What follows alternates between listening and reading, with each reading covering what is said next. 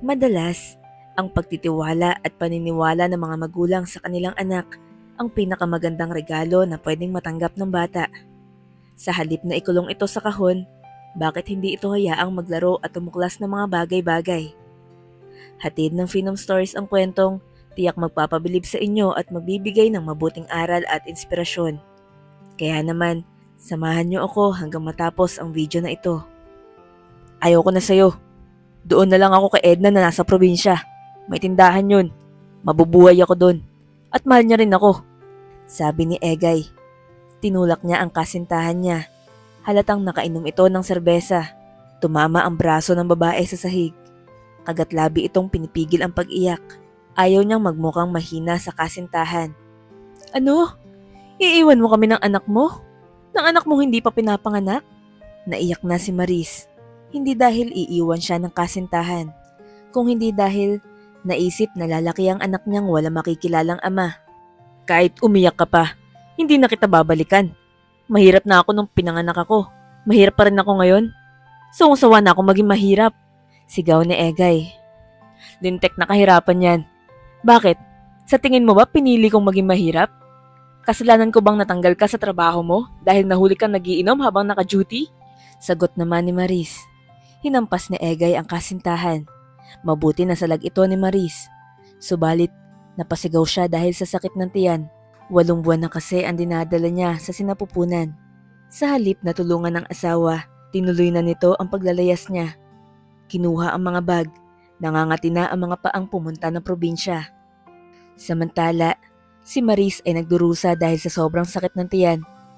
May lumabas ng dugo na tumutulo sa dalawa niyang hita. Sumigaw siya ng pagkalakas-lakas para marinig ng kapitbahay. Tulong!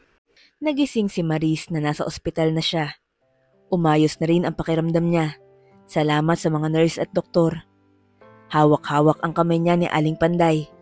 Ito pala ang nagsugod sa kanya sa ospital. Noong marinig ang sigawan nilang mag-asawa, sinigurado muna nitong wala na si Egay bago magpunta sa maliit na bahay nila Maris. Noong sumigaw siya ng tulong, nanghingi na rin ng tulong si Aling Panday sa mga kapitbahay upang masugod sa ospital ang nagdurusang dalaga.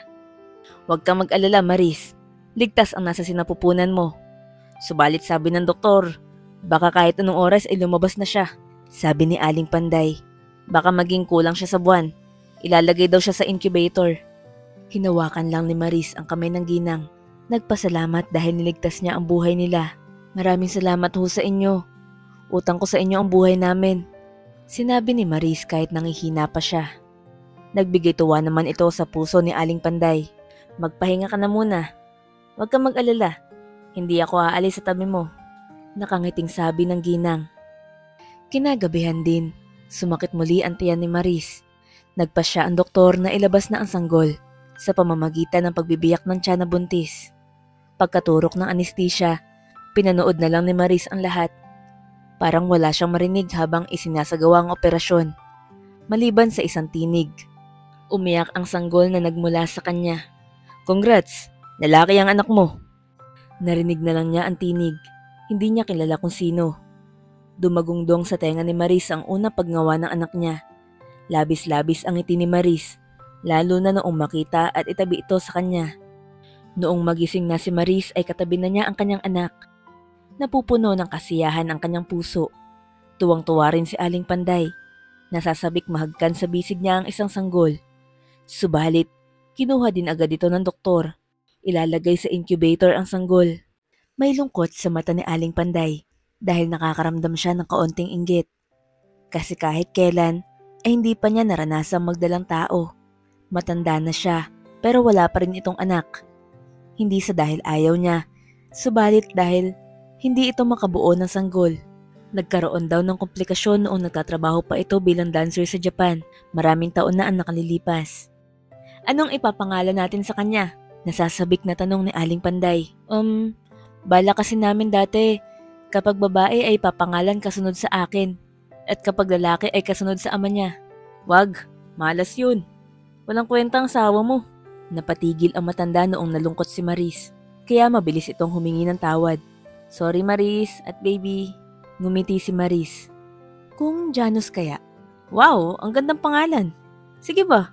Pagsang-ayon ni Aling Panday. Baby ha, magmula ngayon ay Janus na ang itatawag namin sa'yo, sabi ni Maris kahit wala ang sanggol. Magpagaling ka agad ha, para mahagkan na kita at mahalikan, sinabi ni Maris sa sarili. Iniisip na kasama niya ngayon ang anak. Nakalabas na sina Maris at Janus sa ospital dahil sa tulong ni Aling Panday sa mga bayarin. Todo-todo ang pasasalamat ni Maris sa matandang dalaga. Pangako ho, Aling Panday, kapag nakaluwag-luwag na po ako, babayaran ko ito. Nako, wag na. Tulong ko ito sa inyo ni Janus.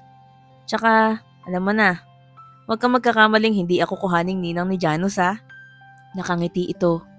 Ang dating walang sigla sa mata ni Aling Panday ay nagliliwanag na ngayon. Napangiti naman si Maris.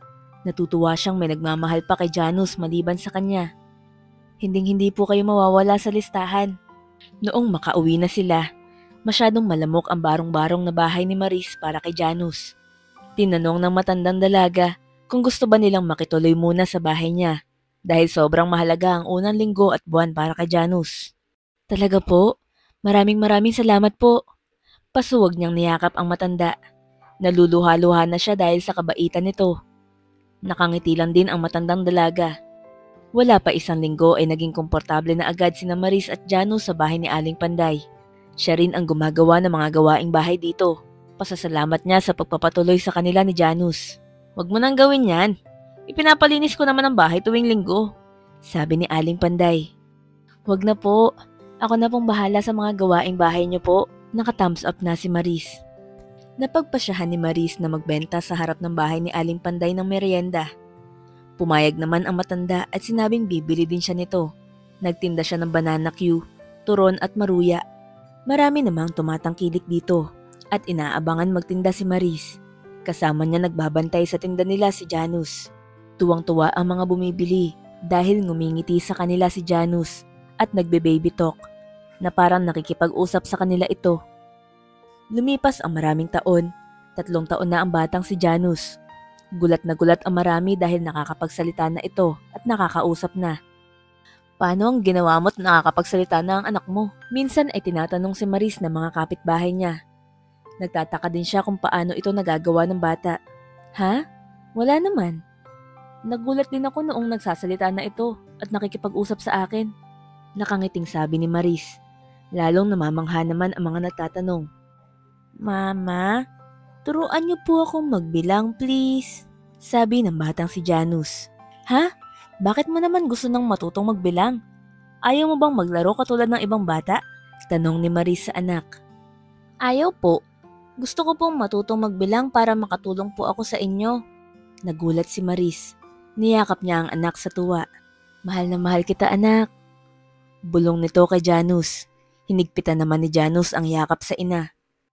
Tinuruan nga ni Maris si Janus magbilang.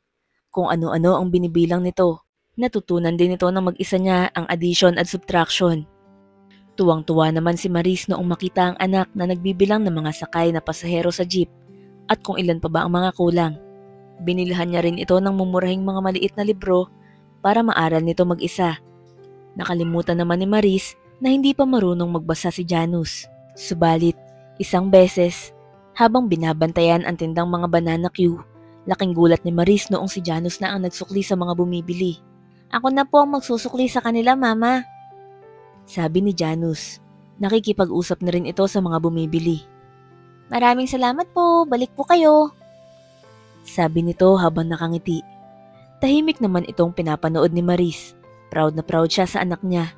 Hindi nagtagal, ay natutunan na ni Janus ang bumasa. Sa halip na makipaglaro sa labas katulad ng ibang mga bata, mag-isang nagbabasa si Janus sa kwarto niya. Naengganyo na siya ng hiwaga ng pagbabasa. Walang pagkakataon na hindi nagbabasa ang batang si Janus. Bawat oras na nililingon ito ng ina, palagi ito nagbabasa ng libro, lalo na noong nag-5 taon ito. Minsan pa, nag-uwi si Aling Panday ng mga libro tungkol sa mga matatagumpay na businessman sa buong mundo. Hindi naman tinigilan ni Janus hanggang hindi pa niya natatapos ang libro. Ma, pigilan niyo naman ho si Janus. Hindi na naman kakain yan kakabasa ng libro, sabi ni Maris. Nako, hayaan mo na. Kakain yan kapag nagutom, sabi ni Aling Panday. Mama na ang tawag sa kanya ni Maris. Si Aling Panday ang nag-request nito. Una ay parang binibiro lang niya si Maris. Pero noong itanong ni Maris kung pwede raw ba, pinayagan naman agad nito. Sa isang pagkwekwentuhan nila Aling Panday, nakwento ni Maris na wala raw siyang mga magulang. Nasawi raw ito sa aksidente dati, noong tumaob ang bus na sinasakyan nila, kasama pa ng dalawa niyang kapatid. Milagrong may sakit siya noon, kaya hindi siya nakasama sa pag-alis ng mga ito. Kundi, kasama rin siya na magiging pinsala o papanaw dahil dito. Isang araw, bakasyon na noon dahil summer, ay naisipan ni Janus na magtinda ng halo-halo at ice candy. Ma, wag na muna banana cuturon at maruya.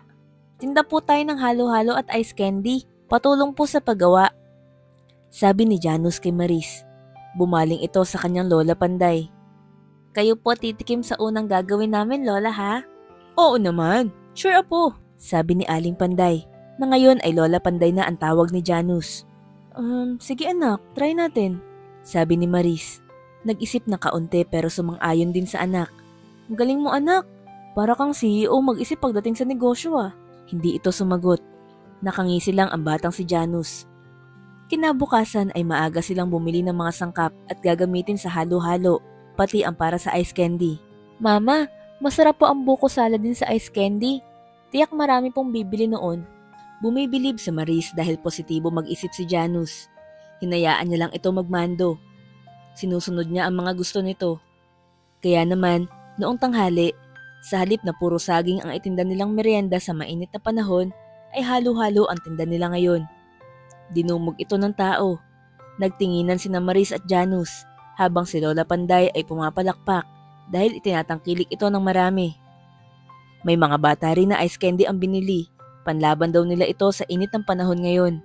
Halos wala silang pahinga dahil nakatayo at gumagawa sila ng halo-halo sa loob ng 4 na oras. Kumonti na yung bumibili noong paubos na ang mga sangkap. Tuwang-tuwa ang batang si Janus. Mama, ang galing natin, Mama. Naubos ang tinda natin kahit wala pang 5:00 ng hapon. Oo nga anak eh, ang galing mo kasi. Sabi ni Maris. Niyakap niya ito. Bili po ulit tayo ng mga sangkap.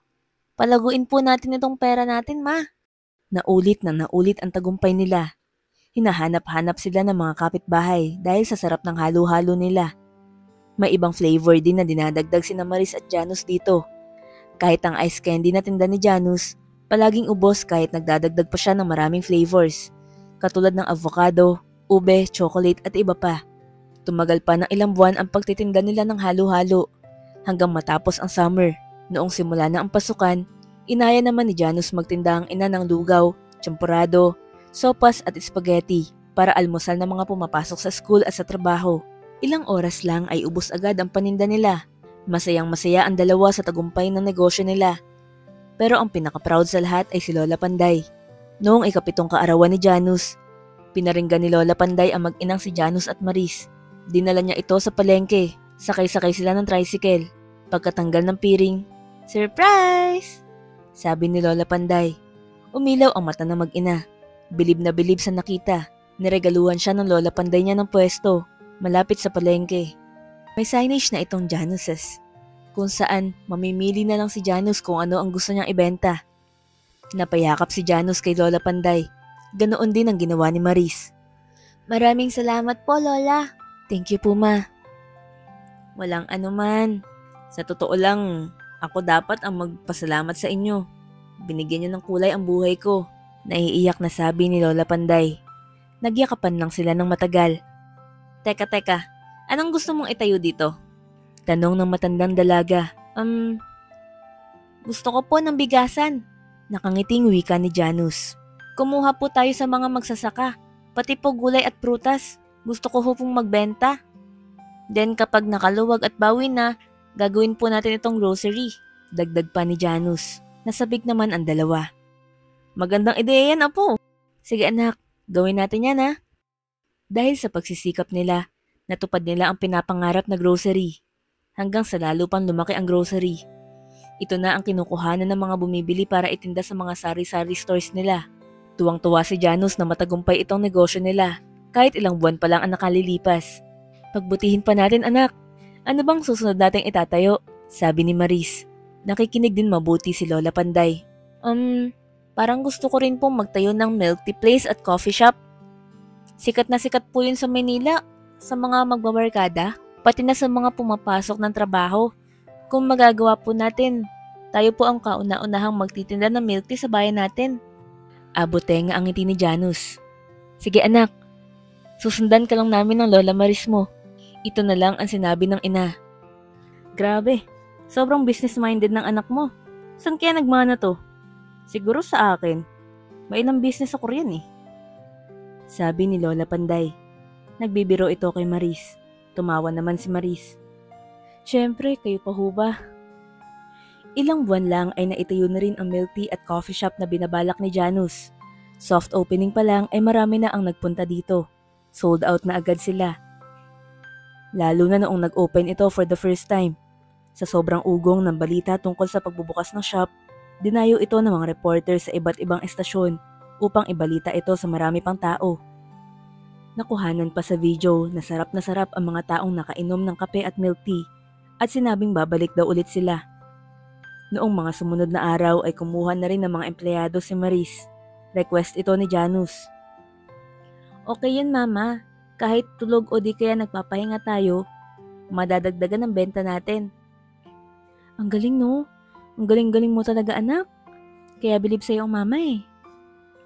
Bukod sa grocery, bigasan at kapihan, ay pinagtuunan naman ng pansin ni Janus at Maris ang pagpapalaki ng manok at baboy. Pinagawaan din nila ng bahay ang mga ito, koral para sa baboy at hen house naman para sa mga manok.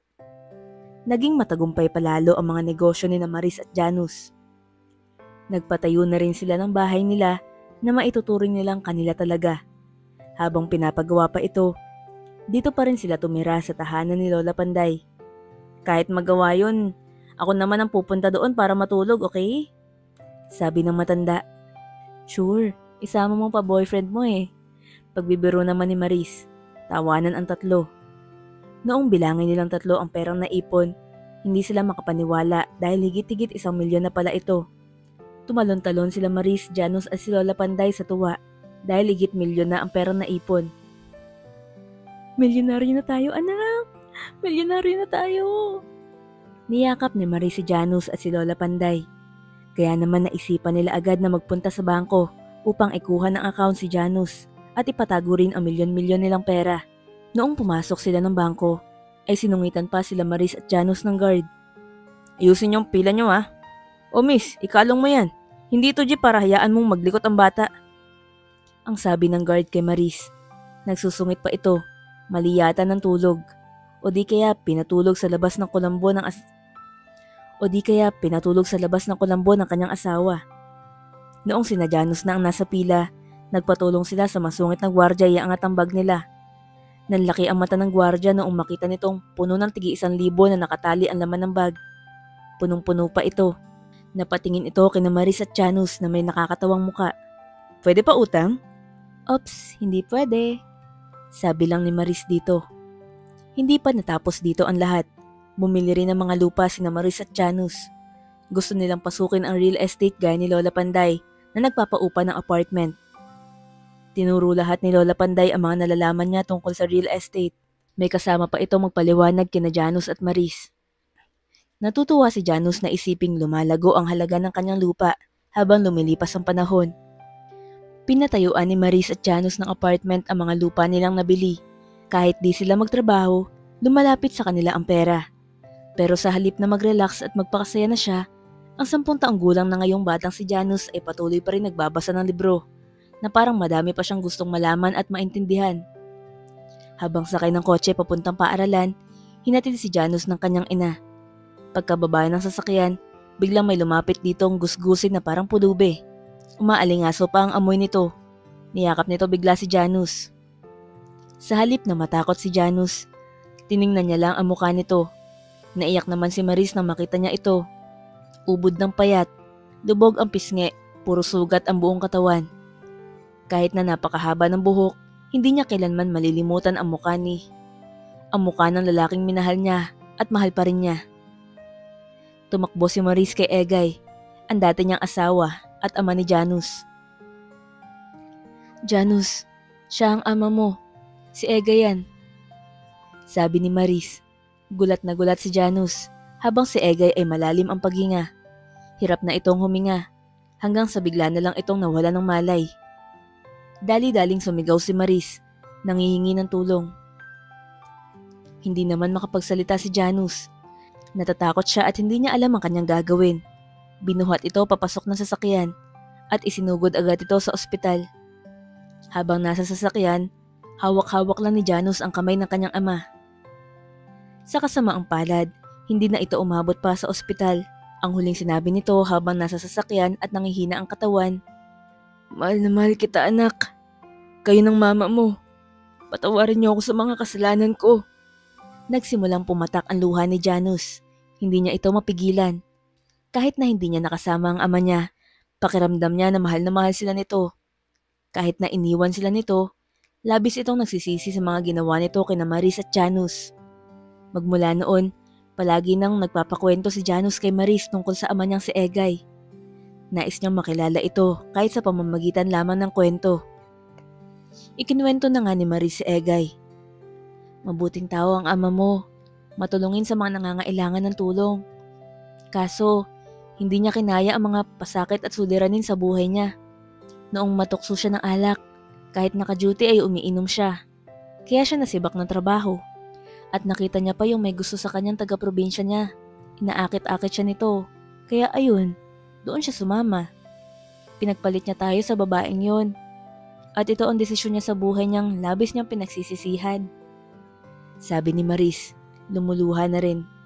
Napag-alaman nilang mula probinsya ay naglakad lamang ito. Halos mag-iisang buwan na itong naglalakad. Wala pa itong tsinelas. Ilang beses din itong natumba at nahilo dahil sa uhaw.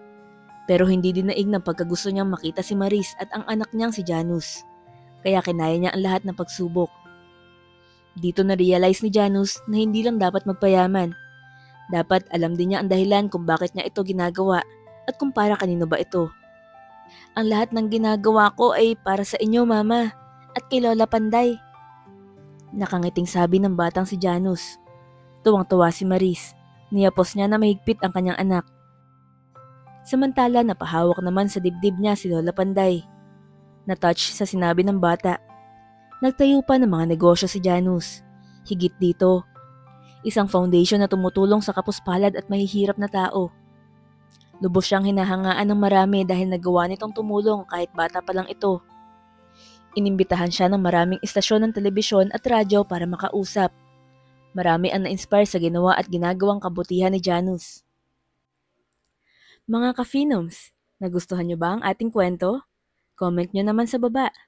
Huwag niyo rin kalimutan mag-like at pindutin ang subscribe button para updated ka sa mga videos natin. Maraming salamat sa pakikinig. Hanggang sa susunod, dito lang sa Phenom Stories.